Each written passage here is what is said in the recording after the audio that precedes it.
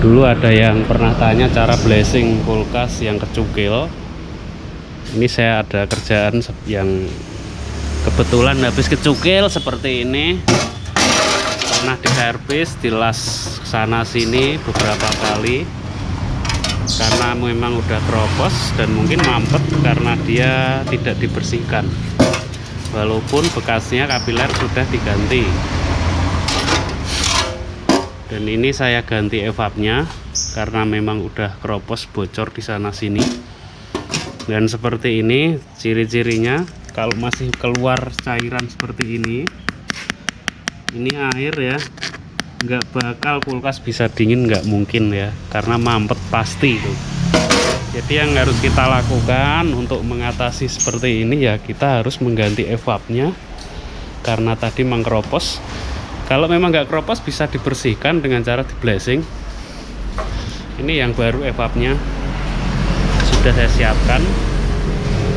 Ukuran ini merek SAP, ukuran 83x24.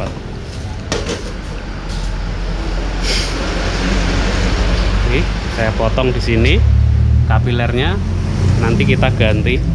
Kapiler harus diganti karena kalau tidak diganti resikonya akan mampet. Jadi kita akan membersihkan kondensor sistemnya yang sudah kemasukan air, harus bersih. Kita akan pasang di sini semua pipa ya. Ini pipa yang kondensor, nanti keluarnya sini. Kita las dulu.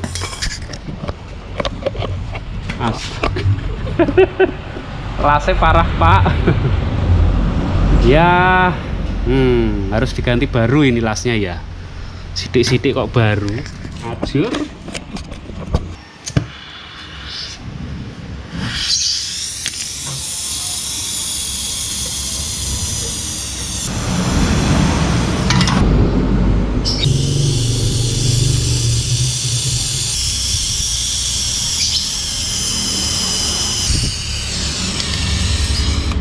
Kemudian kita isi dengan freon R11.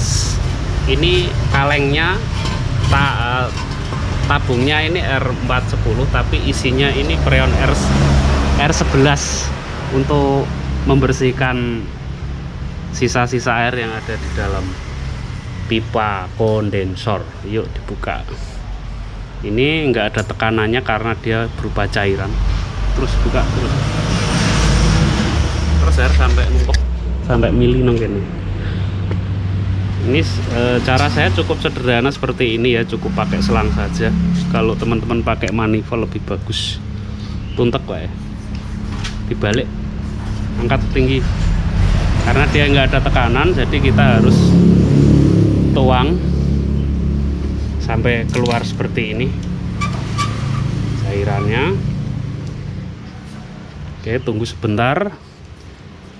Nah, pastikan ini udah kemasukan, nggak usah nyampe lah, tuangnya ya. Terus ini dipastikan udah cukup, tutup.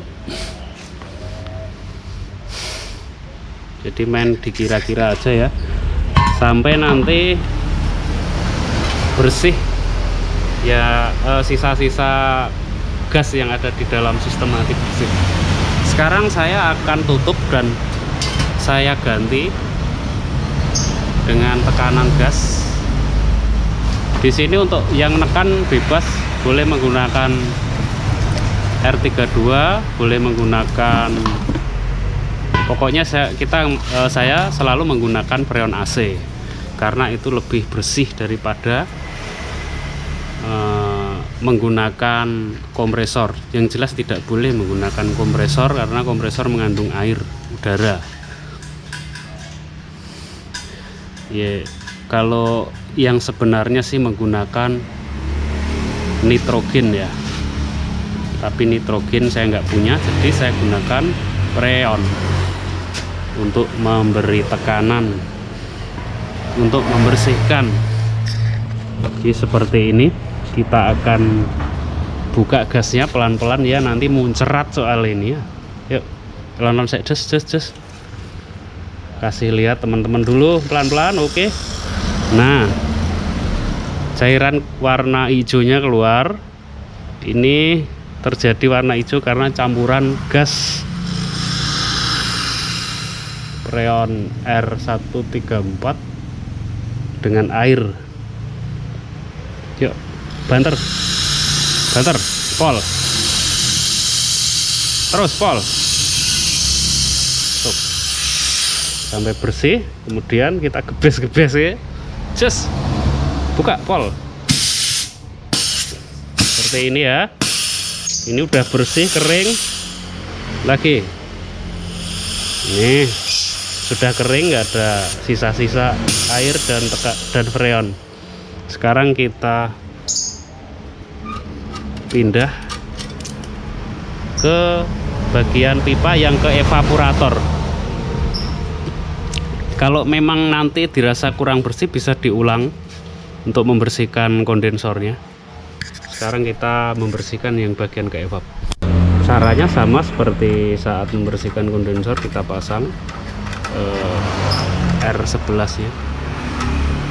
Kita beri tekanan, kita kasih dituang, tapi sebentar, nanti kita amankan dulu ini. Jangan sampai ini ada cairan netes kena bodi kulkas, karena kulkas pasti akan rusak, bodi pasti akan keriput dan tidak bisa dibersihkan, karena itu lawan utama cairan ini. Saya menggunakan peralon ini yang kecil aja dah. Tarik. Saya gunakan peralon ini untuk mengamankan. Nih, saya masukkan seperti ini.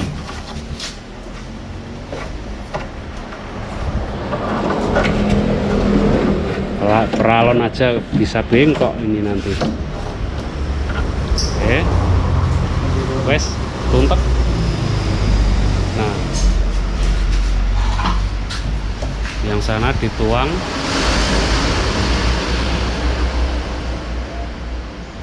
Ya langsung dituang ya, wis pasti metu ya.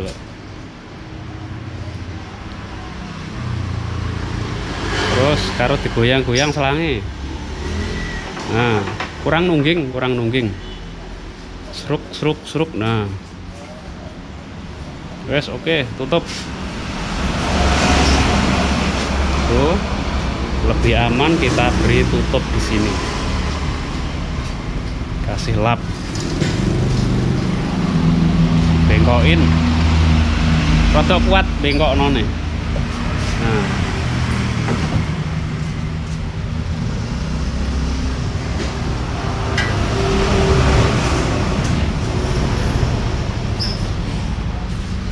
Oke, siap tembak.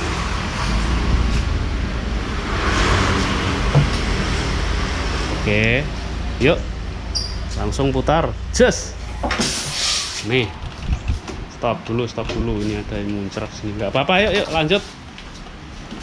Sek. Yuk, terus stop. Cairan udah keluar,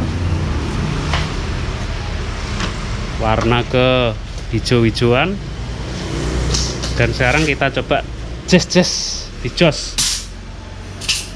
Banter apa-apa. Terus udah kering, bagus, ilun-ilunar. Udah kering, tidak ada cairan. Sekarang udah siap kita pasang evaporator. Itu cara saya menggunakan dengan cara yang mudah, tidak usah pakai manifold, karena eman manifoldnya kena cairan R11. Nah, sekarang kita pasang evap. Aduh. Dan mengganti kapiler ukuran 0,26 untuk ukuran kulkas satu pintu ini.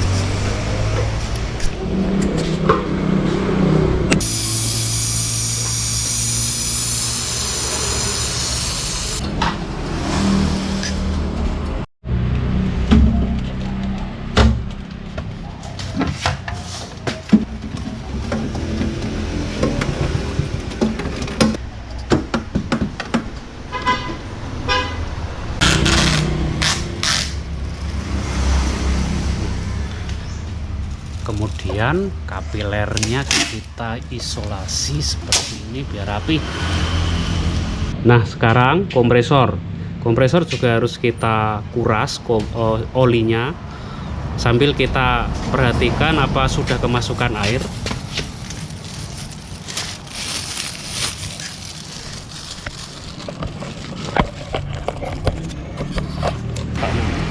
Ini terlihat masih bagus, mungkin sudah diganti sama yang mengerjakan pertama. Kita harus teliti juga.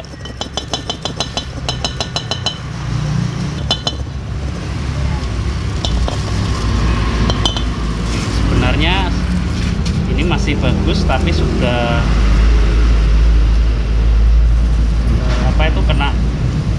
kena ini loh, ada masih sedikit sisa-sisa air kotoran ini ada, jadi harus diganti lagi. Oke, sekarang saya akan mengganti dengan oli yang baru. Oke, jika sudah seperti ini, bisa digebes-gebes kayak seperti ini. Pastikan bener-bener ini ya, bersih. Terus kita cabut saja, dan ini olinya juga harus kita buang lagi, kita akan ganti lagi. Ini olinya kita buang lagi. Seperti ini caranya.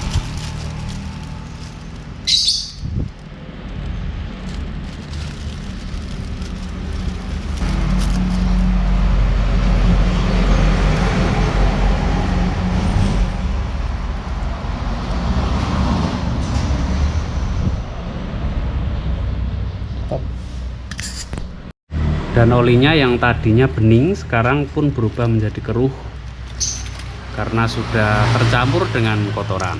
Oke, sekarang kita ganti dengan oli yang baru.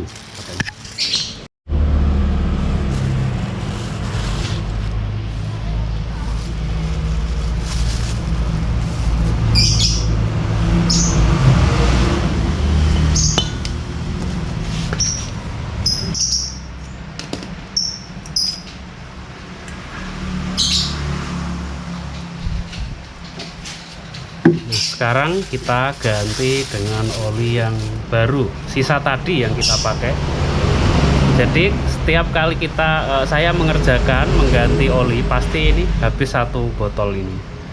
Harganya sekitar 40 sampai 50 ribu. Nah, ini sisanya kita masukkan.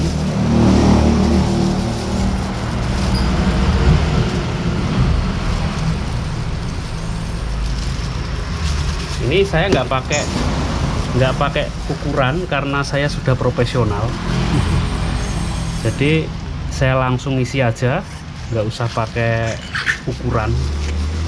Kalau teman-teman mau menggunakan ukuran, silahkan cari sendiri referensi berapa ukuran olinya.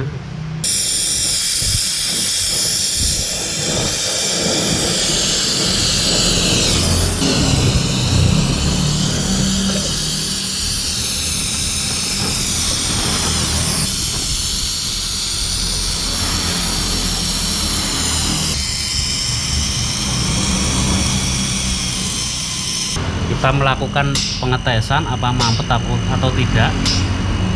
Jika nyampe hisap ini ada, berarti nggak mampet. Oke, kita sekarang lanjut las lagi. Dan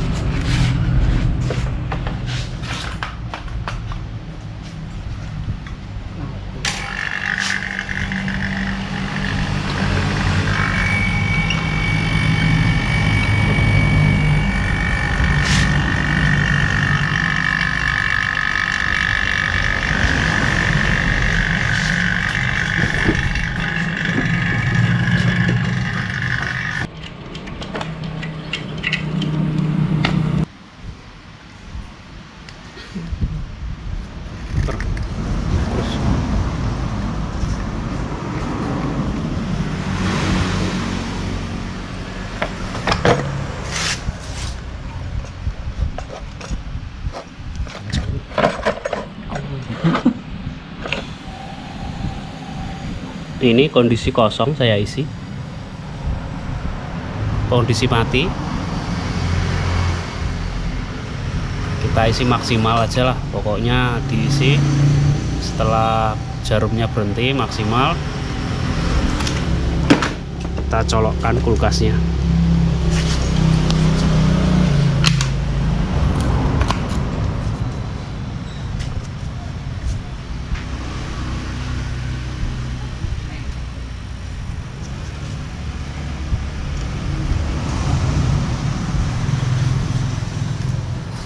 Oke, filter anget, tekanan panas, hisapnya belum terasa, kapilernya terasa hangat, berarti nggak ada kemampetan. Kita lanjut pengisiannya. Saya akan isikan sekitar 10 PSI, nggak usah banyak-banyak, nanti beku es sampai pipa hisap, nanti bisa jadi ngeblok di hisap ini kalau kebanyakan.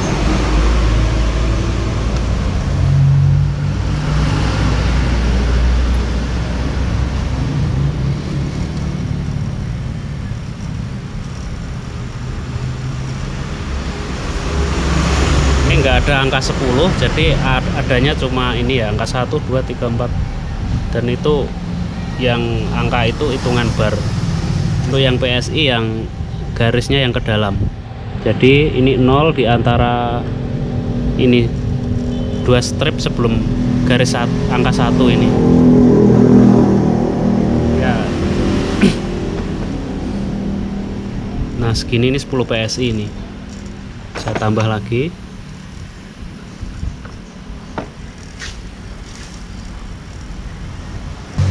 Biarkan aja nanti turun, kasih angka 1 itu atau 20 PSI, nanti turun. Nah sekarang 15, biarin aja lah. Sekarang kita cek ke dalam. Nah usahakan seperti ini ya, manifoldnya berhenti anteng gitu, terus kita baru cek dalam.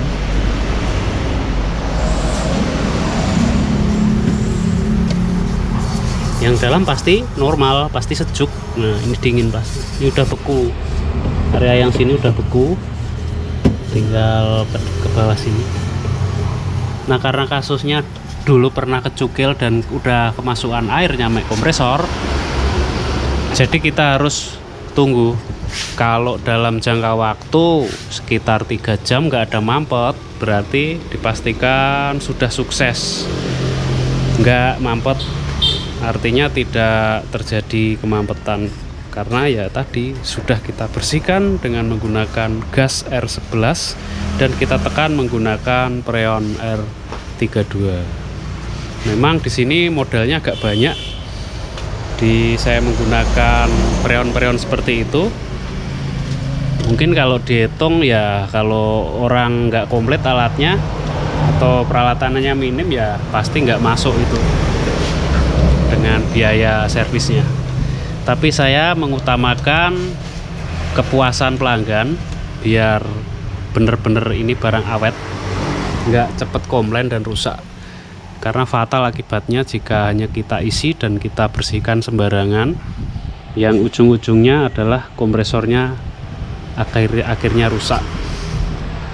Oke teman-teman, terima kasih udah menonton video ini. Jangan lupa like, share, subscribe. Sampai jumpa di tutorial yang akan datang. Salam servis.